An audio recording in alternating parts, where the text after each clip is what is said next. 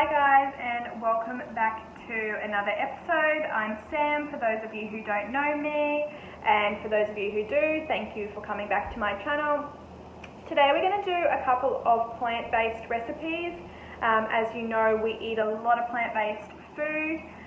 We do eat meat maybe once or twice a week, but majority of the food that we eat is plant-based. So I love cooking that way because it challenges me and I start substituting things in and out. We've also been playing around with some raw recipes as well. So there's a raw recipe today. You can absolutely cook it if you like, but it tastes really delicious raw as well. So yeah, there's just a couple of recipes that we're going to go through today that are all really easy, really delicious, and I hope you enjoy. And if you do, please subscribe to my channel. That way you'll get notified as soon as there's a new recipe or a new video up, and I hope you enjoy. Let's get started.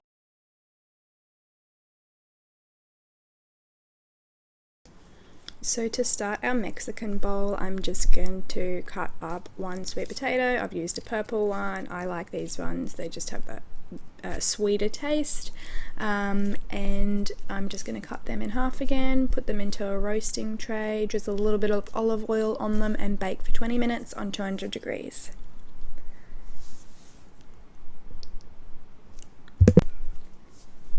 Next, we're going to make a bit of a bean tomato salsa to go in our Mexican bowl.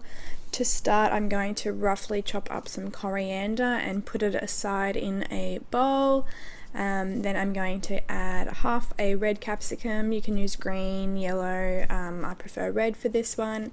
And I'm just going to dice that into small little pieces, and then I'm going to add it to the bowl with the coriander. Then I will add one spring onion and just roughly chop that and chuck that in as well with the coriander and the capsicum.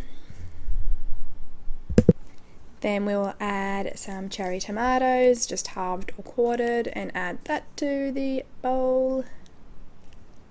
Then we're going to do our beans. This is one bowl of red kidney beans. I'm going to add 1 teaspoon of smoked paprika, 1 of nutritional yeast, and 1 teaspoon of cumin, a crack of salt, and then we're going to mix that up and put it aside.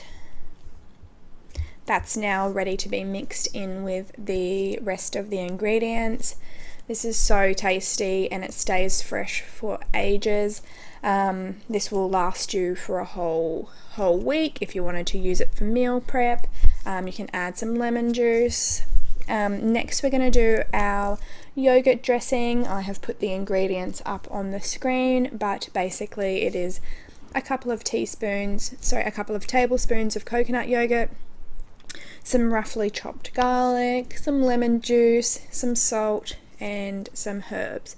So coconut yogurt is a really good substitute for, say, sour cream or your natural yogurt. You just need to add some saltiness to it and some zest, and it turns out perfectly fine. So I've just used coriander and mint today, but other herbs that you could use would be parsley, dill would be really nice in this sauce. I just used what I had on hand, and then we're just going to mix that up, and that's ready for the salad. Now we're ready to assemble our bowl.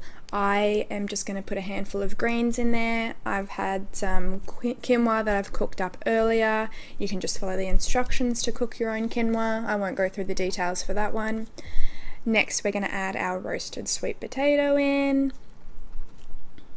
Then we are going to top it with our beautiful bean salsa. All these ingredients go really well together, and it is just such a tasty dish.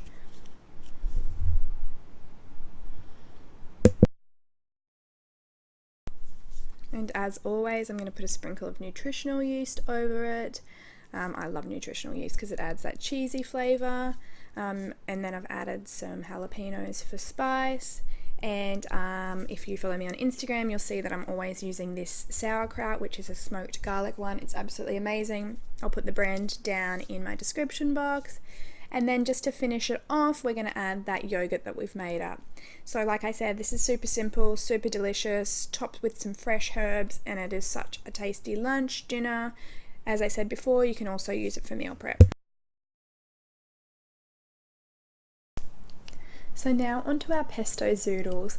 I have bought the Ninja blender, and it has a compartment for spiralizing. Spiralizing makes life so much easier. We've been trying to avoid pasta, so this is a great alternative, and it's so simple. I've used 2 zucchinis for this one, and it's honestly taken about 2 minutes to whip up, including the pesto that I'm going to do. All up this meal takes tops 10 minutes. So to make the pesto, I've put the ingredients up on the screen. You can use any kind of nut you like. I've used walnuts this time, but I also like to use almonds, cashews, or Brazil nuts. I find this one is really tasty, really simple, and this is literally all you need to do. You pour the pesto onto the zoodles and then mix it up, and that is literally done. Of course, like I said in the beginning, you can cook it up if you want. You can either steam the zoodles or just put it on the pan with the pesto in it, and that's done.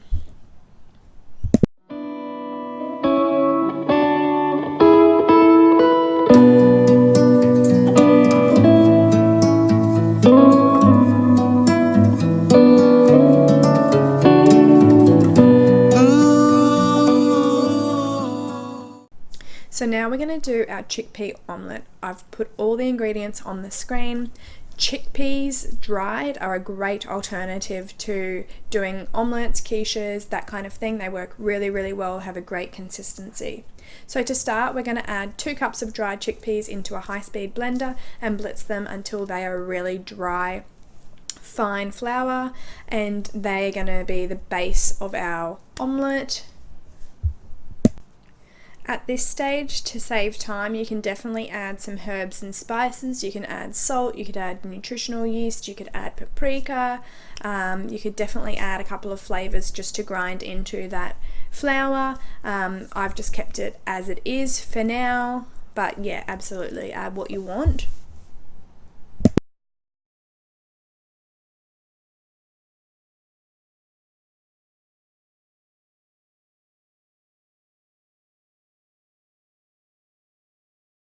So this is the consistency you want, so you may have to do it a couple of times in the blender, and that's why it helps to have a high-speed blender. But once that's done, next we're going to add all the ingredients raw into a baking tray, lined baking tray. You can saute them up. I'm all about saving time, so I've just added them in, and it doesn't really affect the flavour too much.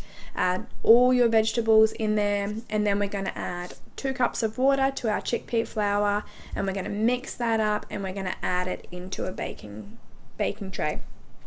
I ended up putting mine into a different baking tray, one that was a little bit smaller, just to make sure that the batter fit into it, and I just smoothed it out all the way to the end, and then we're going to put it into the oven for 20 to 25 minutes, depending on what kind of oven you have, at 200 degrees, and then it's done.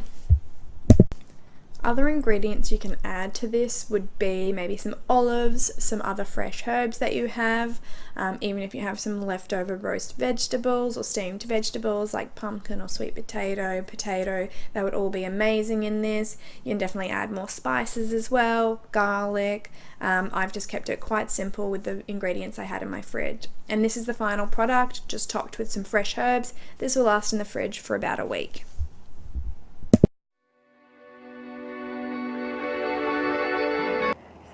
As you see, they're really simple recipes as usual. I say that every video that I do. They're all really simple. They don't take very long to cook, and they're really delicious. And they're really easy to take as meal prep as well if you want to take leftovers the next day. They're all good cold, and yeah, I hope you've enjoyed, and if you have, again, please like and please subscribe, and I will see you next week.